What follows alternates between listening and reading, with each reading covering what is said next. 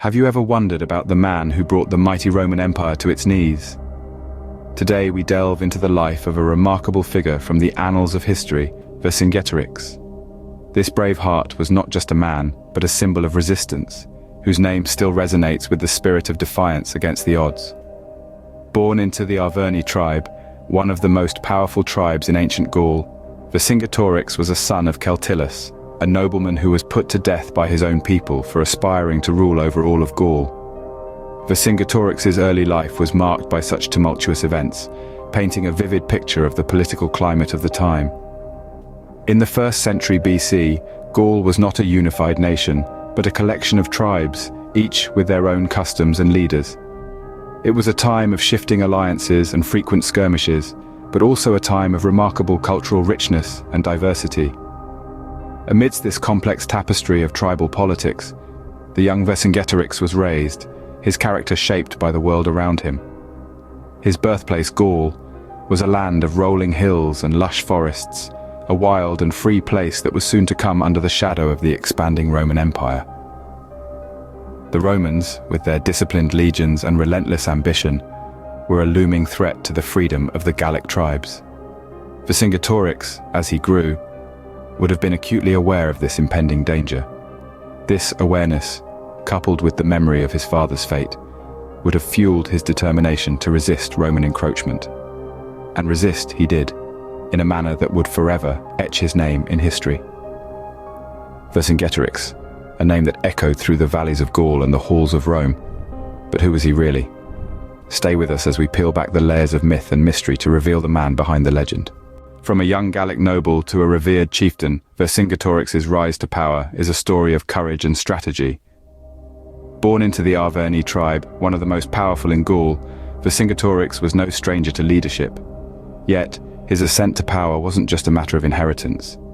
It was a testament to his strategic intelligence and his ability to unite his people against a common enemy, Rome. In an era fraught with internal strife, Vercingetorix emerged as a beacon of hope. He was a leader who could see beyond tribal rivalries, beyond the immediate gains of conflict. He saw the bigger picture, the threat that Rome posed to the freedom of Gaul. With this vision, Vercingetorix began his campaign to unite Gaul. He rallied the tribes, not as conquered peoples, but as equals in a common cause. He understood the strength in unity, and he used this understanding to his advantage. His charisma and strategic acumen allowed him to navigate the complex tribal politics of Gaul, bringing together tribes that had been at odds for generations. But Vercingetorix was not just a diplomat. He was a warrior, a tactician whose victories against the Romans stand as testament to his skill on the battlefield. From the successful defense of Gergovia to the strategic scorched earth tactics he employed, Vercingetorix proved himself a formidable adversary to Rome. Yet it was not just his victories that defined him. It was his ability to learn from his defeats, to adapt, and to come back stronger. After suffering a crushing defeat at the Battle of Velaunodunum, Vercingetorix did not despair. Instead, he regrouped, reassessed, and came back with a strategy that led to a series of victories against the Romans.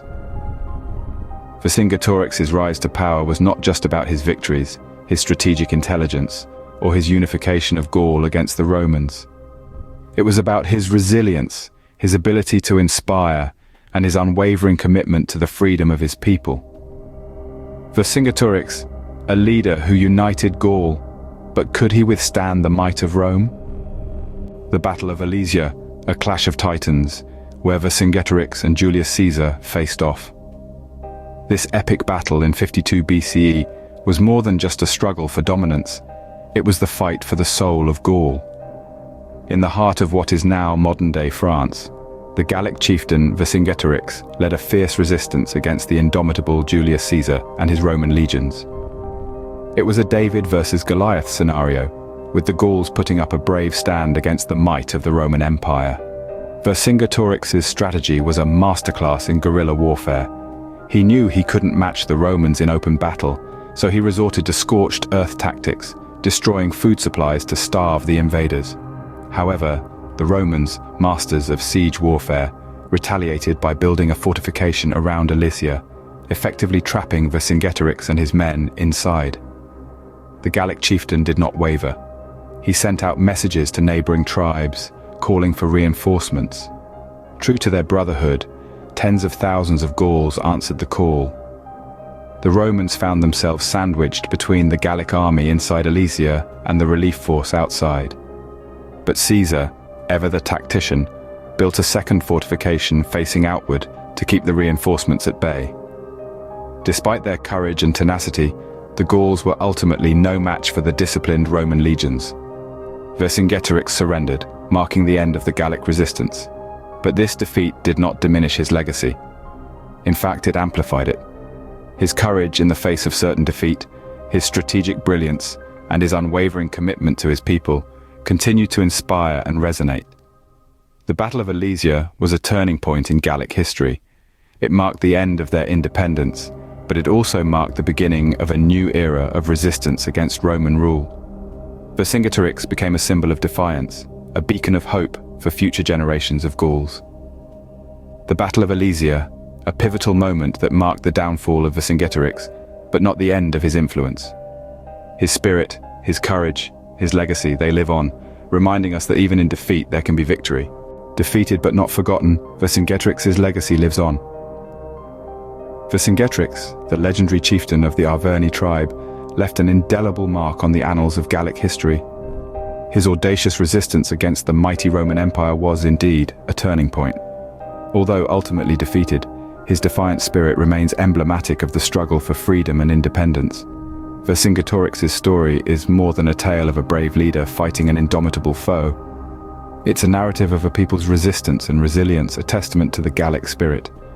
His legacy is not merely etched in the echoes of battle cries, but also in the quiet resilience of a culture that refused to be extinguished. His influence seeped into the very fabric of Gallic society, shaping the identity of what would become modern France. Today, Vercingetorix is celebrated as a national hero, an embodiment of French resistance and pride. His statue, standing tall in the heart of France, serves as a constant reminder of the country's rich and tumultuous history. Yet, the legacy of Vercingetorix extends beyond the borders of France. His story resonates with all those who value freedom and resist oppression. He stands as a symbol of defiance, a beacon of hope to those embroiled in their own struggles against overwhelming odds. But perhaps the most enduring part of Vercingetorix's legacy is the inspiration he provides. His story is a reminder that even in the face of seemingly insurmountable challenges, resilience and courage can leave a lasting impact. It is a testament to the power of the human spirit and the ability to shape history, even in defeat.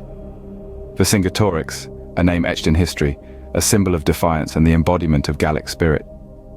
His story, a testament to the indomitable will of Gaul, continues to inspire us today.